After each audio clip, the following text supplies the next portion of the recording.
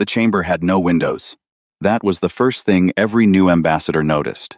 The Galactic Conclave's Grand Assembly Hall sat at the center of Station Aethon, buried under 6 layers of reinforced hull, insulated from starlight, from radiation, from anything that might remind those inside that space was vast and indifferent and did not care about their proceedings. The architects had intended it to feel important, permanent, like the decisions made inside it were as fixed as gravity. Ambassador Yara Osei had been inside this room 41 times. She had never once felt like the walls were on her side. She sat at the human delegation table, a long crescent of pale alloy, third from the left, positioned exactly where the Conclave's seating charter had always placed Earth's representative. Not at the center. Never at the center. Close enough to suggest inclusion. Far enough to remind everyone it was conditional. The chamber was full. All 12 primary species had sent their senior ambassadors. Galleries above held observers, aides, press attachés. The Vorith delegation sat directly across from her, 4 of them, tall and narrow-shouldered, their bioluminescent markings cycling through calm blues. They had called for this session. They had also written the resolution being voted on today, though they'd had the courtesy to run it through a Keth intermediary so it wouldn't look personal. It was absolutely personal. High Arbiter Son, a Moravian, ancient enough that his skin had calcified into something resembling pale stone, called the session to order. The resolution was read aloud by a conclave clerk in the standard 6 languages. Yara listened to all 6 versions. The wording shifted slightly between languages, the way it always did, but the meaning stayed the same in every one. Earth was to be exiled from the Galactic Conclave, effective upon ratification, binding for no less than 2 standard centuries, revocable only by unanimous revote of all 12 member species, a threshold so high it had never once been reached in the Conclave's history for any resolution, let alone a reversal of one. The grounds were listed: destabilizing commercial practices, refusal to submit human-developed technologies to Conclave, licensing review, cultural interference, repeated violations of the Non-Assimilation Compact, a charge so vague it could mean anything, and had been used to mean anything, for years. There was also a line about human psychological volatility in diplomatic contexts, which Yara suspected was specifically about the time she had laughed during a Vorith funeral oration. She had not known it was a funeral oration. The Vorith had never quite forgiven her. The clerk finished reading. High Arbiter Son asked if the human delegation wished to make a statement before the vote. Yara stood. The room watched her. Some with the careful blankness of species who had learned to hide what they felt around humans. Some with open curiosity. The Vorith-led ambassador, Sereth Ka, watched her the way a person watches a fire they have just lit, with the particular attention of someone waiting to see how far it spreads. Yara looked at the resolution text on her table. She had read it 4 times on the transport here. She had made notes in the margins in the small, cramped handwriting she'd had since she was 12 years old, sitting in a classroom in Accra while her teacher explained that the world was much larger than what you could see from a window. She looked up. "We've been members of this conclave for 63 years, she said. Her voice was even, not loud. The room's acoustics were good enough that she didn't need to be. We've contributed to 9 of the 17 infrastructure expansions completed in that period. We staff 4 of the 6 cross-species medical research stations. Our commercial logistics networks handle, by the conclave's own last audit, approximately 31% of non-military cargo transit in the inner systems." She paused. "I mention these things not to argue against the resolution. I mention them so that the record is complete." Sereth Ka shifted slightly. The bioluminescence on his neck flickered yellow for a fraction of a second. "We understand the vote," Yara said. "We understand what it means. We simply want it understood clearly, on record, before the vote is cast, that we are not surprised." She sat down. San called the vote.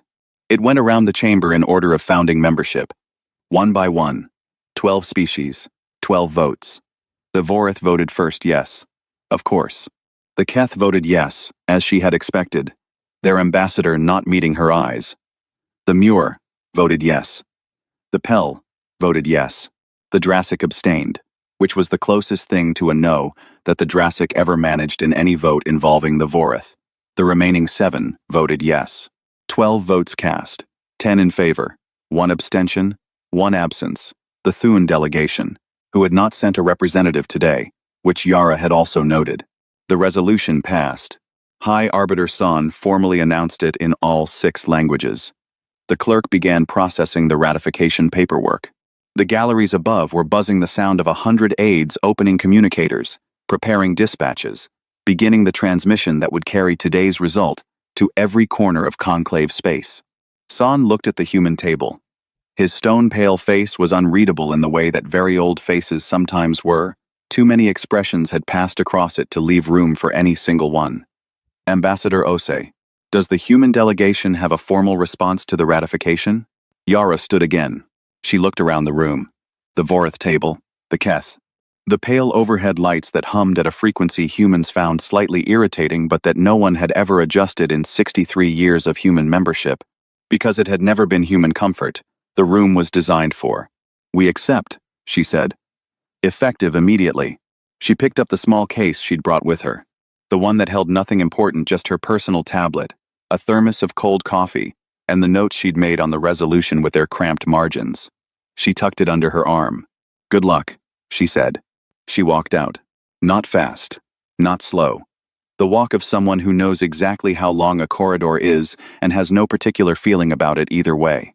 Behind her, the chamber did not erupt. It did not fall into chaos.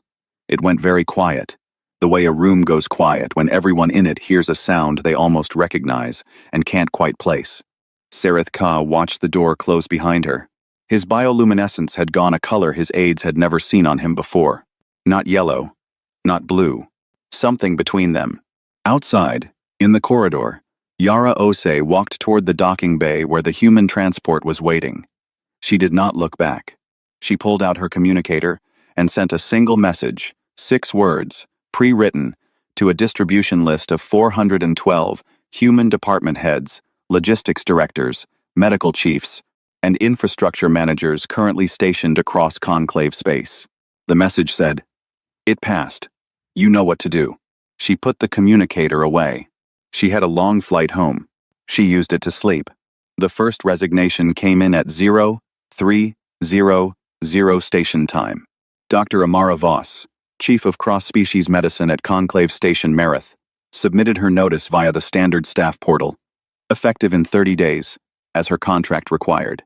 No reason given beyond personal reassignment. Her supervisor, a Keth administrator named Ubarath, flagged it automatically and went back to sleep, because individual staff departures were not his concern at 0300. By 0600, there were 41 more. By noon, there were 217. They came from every station, every post, every quiet corner of conclave infrastructure where humans had settled into jobs that no one else had wanted or thought to want. Maintenance engineers, atmospheric calibration technicians, data archivists, port logistics coordinators, xenobiological translators, a specialty that required not just language fluency but the particular kind of patient, irrational stubbornness that made a person willing to spend 8 years learning the 37 tonal registers of Vorith formal speech, just to be useful in rooms where no one thanked you for it. All of them filing notices. All of them correct to the letter of their contracts. On Station Athon itself, the human diplomatic and administrative staff had already begun. Not with drama. With boxes. Flat, standard-issue moving containers, the same kind used for any routine relocation. They moved through corridors with the quiet efficiency of people who had been told once and did not need to be told again. Personal items. Work terminals, the ones registered to human personnel, which could not be retained under conclave property law without a renegotiated asset agreement, which no one had filed. Files transferred to personal storage drives. Keys, physical and digital, left on desks, in sealed envelopes, addressed to the relevant department heads. Sarith Ka received a report about it by mid-afternoon. He read it twice. Then he called his senior aide, a young Vorith named Urath Sel, into his office. "They're leaving," Urath Sel said. He was young enough that he said it with the slight surprise of someone still calibrating how literally humans meant things. "I can read?" Sarith Ka said. "Should we?" "Contact the Conclave Legal Office. Find out if there is any provision in the Exile decree that requires them to maintain a transition period for critical infrastructure roles." Urathcel was quiet for a moment. I don't believe there is. Find out. There was not. The Exile decree had been written to remove humans from Conclave membership and space. It had not been written with any particular attention to what would happen in the time between the vote and the departure. Because the assumption, unspoken, unarticulated, the kind of assumption that lives in the walls of a room had been that humans would fight it, would petition, would send counter-resolutions, and demand arbitration, and generally make themselves difficult in the way they always had, which would give the Conclave time to manage the transition at its own pace. The assumption had been wrong. Human commercial firms began processing contract terminations within 48 hours. Not all of them, the contracts that ran longer, had clauses, timelines, obligations that could not be walked away from without penalty. But every short-term contract, every month-to-month service agreement, every rolling logistics arrangement that had been renewed so many times it had become invisible, those ended. Quietly, correctly, with full documentation filed through Conclave Commercial Registry. Freight routes were the first thing people noticed. Not because the routes stopped immediately, they didn't. The 90-day notice period meant cargo was still moving. For now. But booking queues that had always been managed by human logistics firms stopped accepting new orders. And the species who had always booked through those firms, who had never really thought about who was running the queue, only that the queue worked, found themselves looking at systems they had never had to navigate directly before. The Moore Commercial Authority sent an inquiry to 3 separate human logistics firms in 1 week. All 3 responses were identical in their courtesy and identical in their finality. Contracts currently in progress would be honored. No new contracts would be accepted. On Station Merith, Uberith had stopped sleeping well. He had not fully understood, before the resignations began, how many humans were on his station. Not because he had been careless, he maintained staffing records, reviewed them quarterly, knew the numbers. But numbers on a page, and the daily reality of a station running smoothly, were 2 different things. He had known the number of human medical staff. He had not known, in the way you know a thing when it is suddenly gone, that the human staff were the ones who ran the night shift. Every night, without exception. Because they had volunteered for it, years ago, citing something about circadian adaptability, and no one else had objected, and it had simply become the way things were. The night shift, now, was understaffed. Not critically, not yet. The Conclave Emergency Coordination Office opened a file on the situation at the end of the first week. They labeled it low priority. This was because the situation, at the end of the first week, was not yet an emergency. It was only the feeling of something important being about to become one. The humans continued to leave. Not all at once, not with noise. In groups, in pairs, individually, on transports that departed on schedule from stations they had served on for years. Some of them had colleagues who came to see them off. Some of those colleagues brought small gifts, the way you do when someone leaves, and you are not quite sure if you will see them again. Some said things like, "Surely it will be sorted out soon." The humans smiled and said polite things back and carried their boxes onto their ships. At one of the relay stations in the Midbelt Station Vorith, 4, named for the species that had funded its construction, a human engineering team completed its final maintenance cycle 6 hours before their departure. They left the station in perfect condition. Every system green. Every diagnostic logged. Every repair notation filed in the station's maintenance record, clearly labeled, with the relevant technical manual pages cited in case whoever came next needed guidance. The station supervisor, Avorith, of course, reviewed the logs after they left. Everything was in order.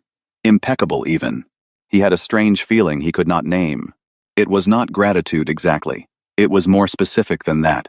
It was the feeling of watching someone pack up their work with perfect care and walk away. And understanding, only in the walking away, that you had never really understood what the work was. He sent a report to Sarith Ka's office. Standard format. Factual. The humans had completed their final maintenance cycle at Vorith, 4, and departed without incident.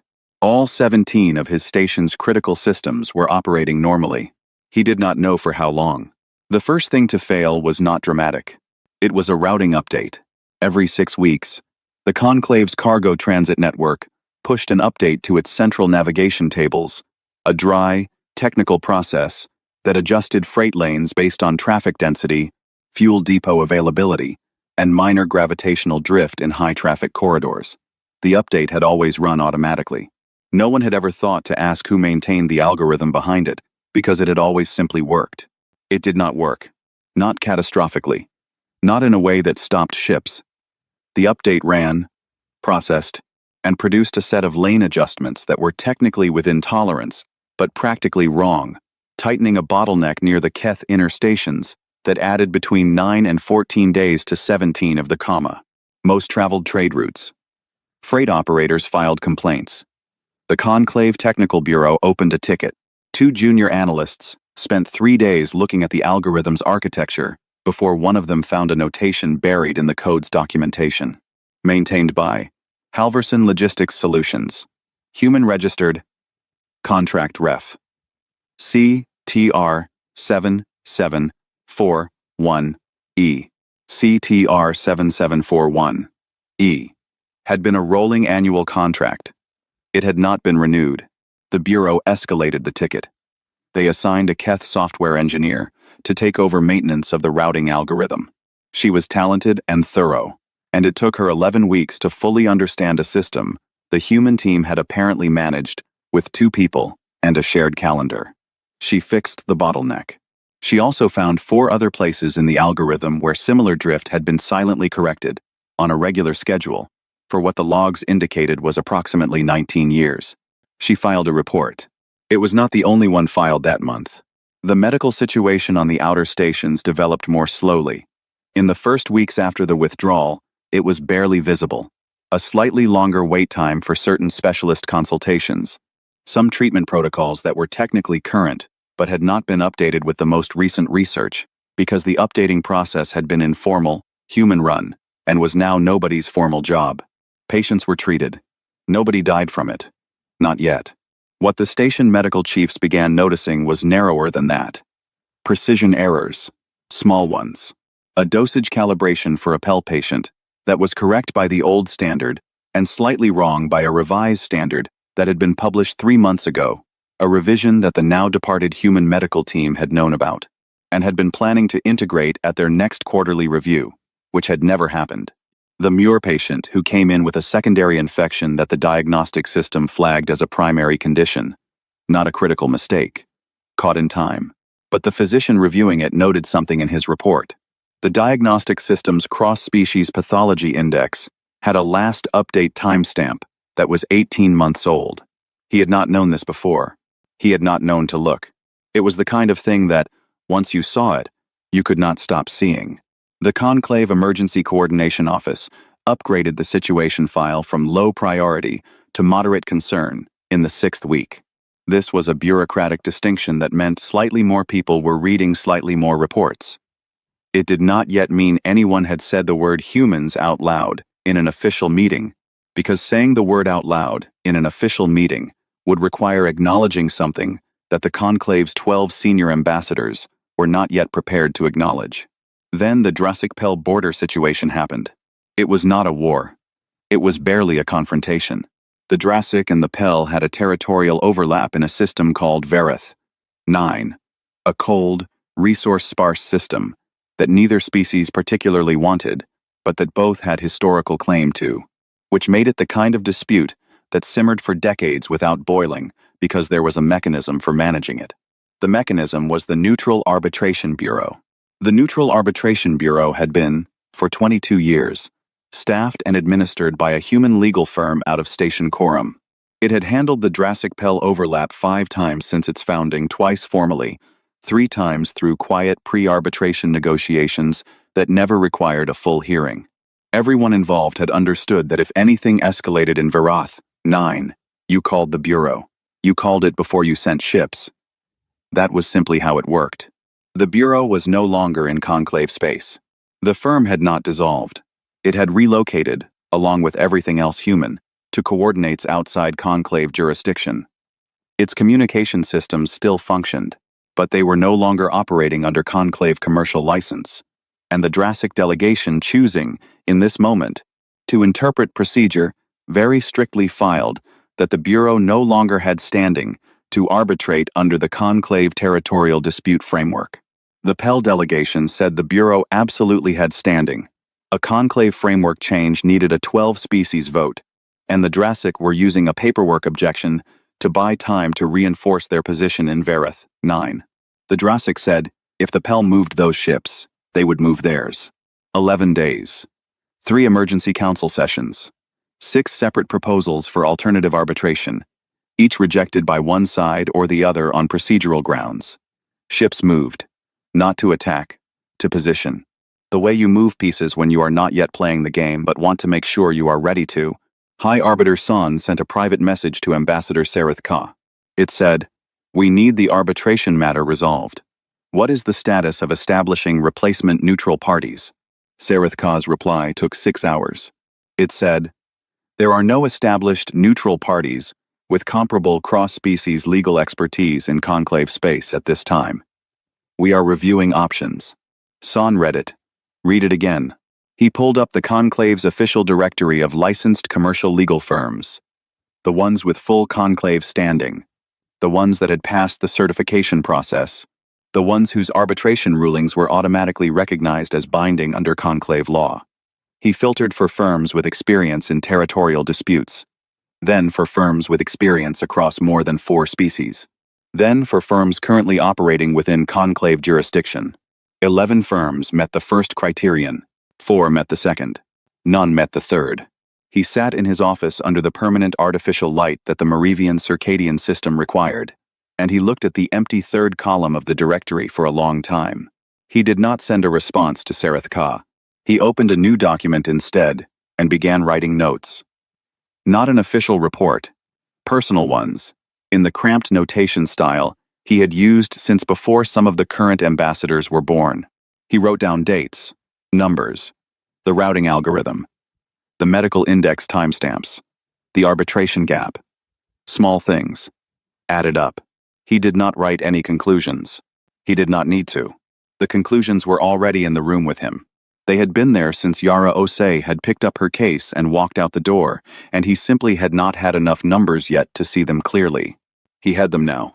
Outside the station, in the shipping lanes near the Midbelt, a freighter running a Keth trade route passed through a corridor that had been maintained for 19 years by people who were no longer there. The lane was still open. The beacons still ran. The gravitational calculations were still correct for now, based on a drift model last updated 4 months ago. The freighter passed through without incident. It would for a while yet. A while was not the same as forever. The envoy was called the Reconciliation Mission.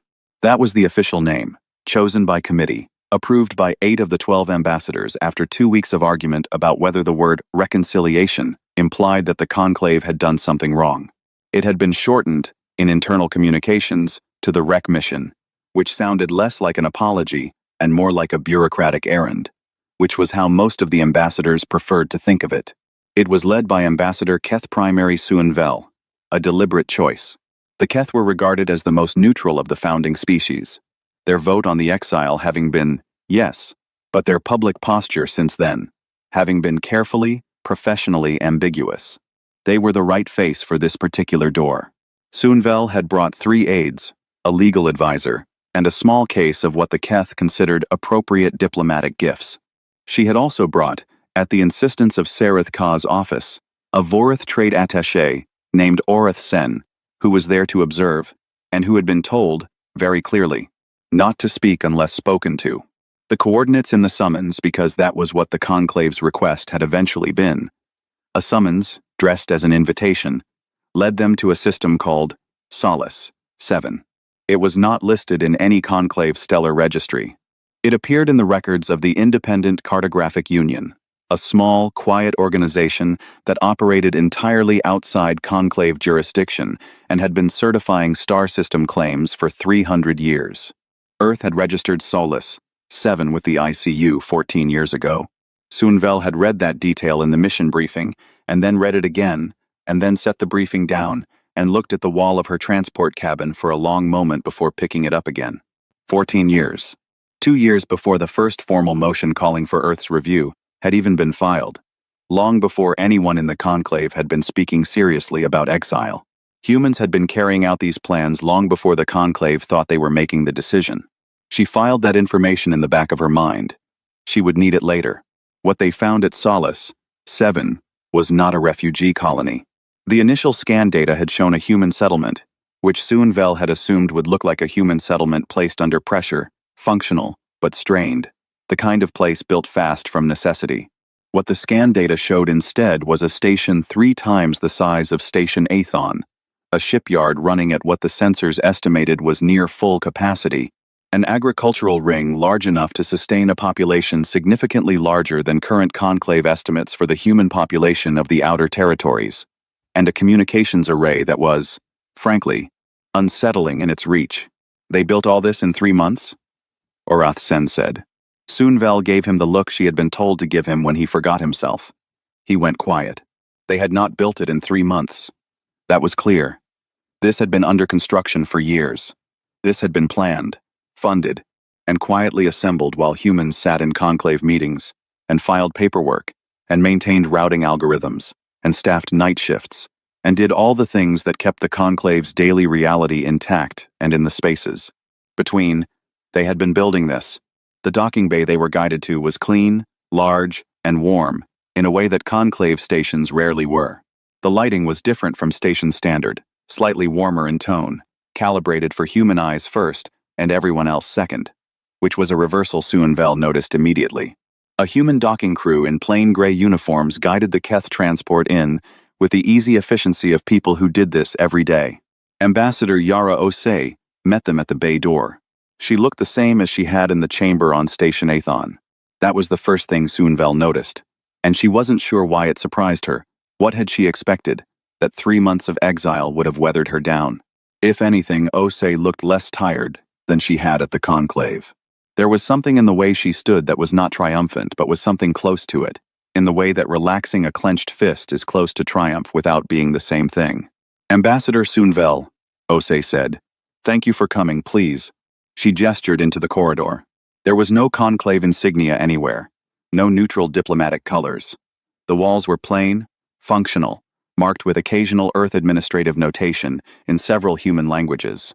A few maintenance workers passed them in the corridor and nodded to Osei and looked at the Keth delegation with mild curiosity and went back to their work. Soonvel had been on hundreds of diplomatic visits. She had developed a sense for the mood of a station within minutes of arrival, whether it was tense, whether it was performing calm over something worse. She felt none of that here. The station felt like a place where people were busy because they had a great deal of work to do and found the work worth doing. That was not the feeling of a people who had been punished. The meeting room had a long table, human-proportioned chairs, and a smaller set of secondary seating along one wall for the Keth aides. There were no conclave flags, no neutral colors. There was a window, an actual window, or something made to look like one, showing the stars of Solace, 7 from the station's outer ring. Soonvel noted that you could not see the shipyard from this angle. She did not think that was accidental. Osei poured tea herself. She offered it to Soonvel with the ease of someone who was not performing hospitality, but simply providing it. Then she sat down and folded her hands and waited. Soonvel made the case. Carefully, professionally, in the measured Keth diplomatic register she had used for 30 years. The conclave recognized the disruptions. The conclave was open to revisiting the terms of Earth status. There were mechanisms, she said, pathways. With good faith on all sides, a new framework for reintegration could. Osei reached to her left and placed a document on the table. She slid it across. It was a single-bound document, perhaps 80 pages. Clean cover, no title on the outside. The conclave seal was not on it. Earth's administrative header was. Soonvel picked it up. She opened to the first page. At the top it said, Outstanding, Obligations, Reconciliation Accounting. Below that, a date range. 63 years. Below that, a number. Soonvel looked at the number for a long time. Orath Sen leaned forward slightly, and then stopped himself. His bioluminescence, against his training and his better judgment, flickered yellow. Soonvel looked up at Osei. Osei looked back at her with the expression of someone who is being perfectly polite and has nothing further to add. This is, Soonvel began. Itemized, Osei said. Every line. Supporting documentation in the appendix. We've cited the relevant conclave commercial statutes for each category, the same ones used in the audit that provided the 31% cargo figure I mentioned in my final statement before the vote. You'll remember that figure. Soonvel remembered it. We're not asking for reintegration, Osei said. We're asking for what was owed. Those are different requests. Outside the window, the stars of solace, 7, were very still. Inside the room, no one spoke for a long time. The document had 83 pages. Soonvel read all of them on the transport back to conclave space. She read them once for content, and once for structure, and once more slowly, taking notes, trying to find the place where the accounting became inflated, or the legal argument became wishful. She was a careful reader. She had been trained by people who were paid to find the holes in exactly this kind of document. She did not find any holes. The first category covered intellectual property, human-developed systems, algorithms, biological databases, and technical frameworks currently embedded in conclave infrastructure for which no licensing agreement had ever been executed. The humans had not, at the time, pressed for licensing fees. They had, however, kept records. Every system, every date of integration, every version update, 63 years of documentation, organized and cross-referenced with enough precision that it was clear this had not been assembled in the 3 months since the Exile vote. This had been built over years, probably decades, by people who had understood that a day like this might come and had decided that when it did, they would be ready. The second category covered labor. Specifically, the delta between standard conclave compensation rates for skilled technical and medical work and the rates human workers had actually received a gap that existed because humans had been classified, for the entire 63 years of their membership, as associate tier contributors rather than founding tier, which meant they were subject to a different pay structure. A pay structure that saved the conclave, over 63 years, an amount that was staggering when you saw it as a single total, rather than distributed across thousands of individual paychecks across decades. Interest had been applied, at the standard conclave commercial rate for unpaid obligations, which was, as Soonvel noted with something approaching dark admiration, a rate the conclave itself had set, and which the humans were now using against it. There were smaller categories. Resettlement costs, administrative costs, the cost of establishing independent cartographic registration for Solace, 7, which the document noted had only been necessary because Conclave Stellar Registry was not available to non-members. The cost of constructing their own arbitration bureau, now operating out of Solace, 7, and already handling 14 active cases from non-conclave parties, who had apparently decided that Earth jurisdiction arbitration was a perfectly acceptable alternative. The final category was the quiet one. It was called Ongoing Infrastructure Servicing Passive Use Without Agreement, and it covered every conclave system that was still running, right now, on human-designed architecture that no one had replaced. The routing algorithm, the medical diagnostic indexes, the 17 relay stations, a dozen smaller systems that Soonvel had not even known had human origins until she read the relevant appendix page. Those systems were still technically the intellectual property of the human developers. The humans were not demanding they be shut down. They were not demanding immediate transfer. They were applying a standard licensing rate to continued conclave use, retroactive to the date of Exile, and including a forward-looking schedule of monthly fees for as long as the conclave continued to run the systems without an executed replacement agreement. The monthly fees were not ruinous. They were simply the kind of number that, when multiplied by 12 months, and then by 10 years, became a very significant long-term obligation. Soonvel presented the document to the council in a closed session. She put it on the table. She did not add commentary. She waited. The response was immediate and predictable. Sareth Ka called it extortion. He called it precisely that, using the Vorith word that implied not just financial coercion, but a particular kind of moral ugliness, a shakedown by a weaker party against a stronger one. Several other ambassadors agreed with him in varying degrees of volume. High Arbiter San did not agree or disagree. He read specific sections of the document. He asked Soonvel to confirm, twice, that the legal citations were accurate. She confirmed them both times. He went quiet. "This is unprecedented," said the Moor ambassador, which was true. It is also, San said, legal. The room went the kind of quiet that has texture to it. They are using our own commercial law, San continued. He was not saying it with accusation or with admiration. He was saying it the way a navigator announces a heading, this is the direction we are in, whether we intended to be here or not. The rates they have applied are standard conclave commercial rates. The categories of claim are all recognized categories under the trade and contribution framework. The documentation, he paused, is thorough.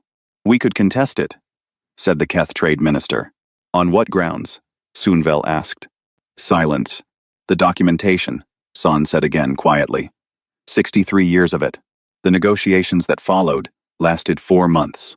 They were conducted on Solace, 7, at Osei's table, because the humans had no reason to travel to conclave space for them, and the conclave had every reason to come. Sunvel led the conclave delegation. She was good at her work. She had been in difficult rooms before, and she was not rattled by a hard negotiation. But she found, over those 4 months, that there was a particular quality to negotiating with Yara Osei that she had not encountered before. It was not aggression. It was not coldness. Osei was professionally warm, consistently clear, and absolutely immovable on every point that she had decided was not negotiable. She did not bluster. She did not threaten. She simply knew what she wanted and waited, without apparent impatience, for the other side to figure out that they were going to give it to her. The intellectual property licensing was settled first. A structured buyout, phased over 8 years, at a rate the humans had proposed and the conclave accepted after 2 weeks of counteroffers that Osei heard with full attention and declined with full courtesy. The labor differential was harder. The conclave contested the calculation methodology. Osei's legal team produced a second methodology, and then a third, each arriving at a number within 2% of the original. The conclave settled for a figure that was 81% of the original claim, paid over 12 years. Sunvel considered this a negotiating success.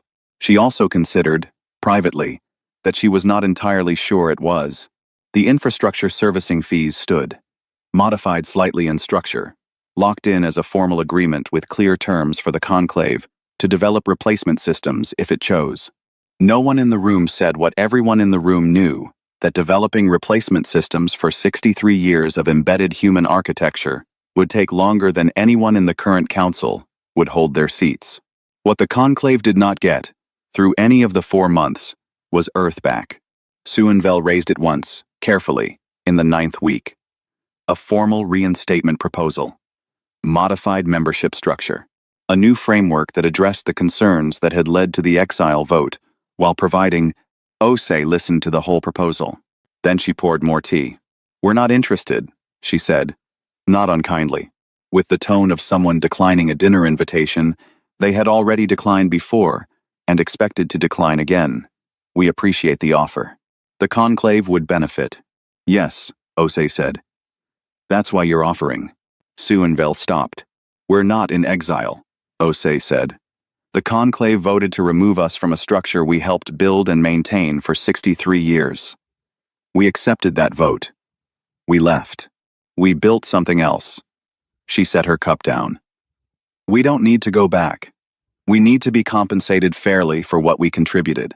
Those are two very different things, and I'd encourage the council to understand the difference before the next session. The agreement was signed on the last day of the 4th month. Not all of it, the labor differential payments were structured as a separate instrument to be ratified by individual member species. But the core document, the licensing terms, the infrastructure fees, the establishment of an independent Earth conclave trade lane outside the standard membership framework, because trade was still trade, and both parties needed it. The conclave sent a formal announcement. Historic cooperative agreement. New framework for interstellar partnership. Language designed to make the thing sound like something it had not been. Osei sent nothing publicly. In her office on Solace, 7, looking out at the stars through a window that faced the shipyard, now its slow, steady construction, she did not need to hide. She reviewed the signed document one last time. The conclave had not invited humanity back. Humanity had not asked to come back. What had happened instead was quieter and more permanent than either of those things. The conclave had restructured its commercial law to formally recognize Earth as an independent partner entity. Its infrastructure agreements now carried human signatures. Its trade lanes ran through human-licensed corridors. Its disputes, increasingly, went to arbitration firms, operating under Earth jurisdiction. The Conclave had not absorbed humanity. Humanity, without ceremony or declaration, without a single warship moved or a single threat issued, had made itself load-bearing again, just on its own terms this time. Osei closed the document file. She had a station to run. She had always had a great deal of work to do. The difference now was that everyone knew it.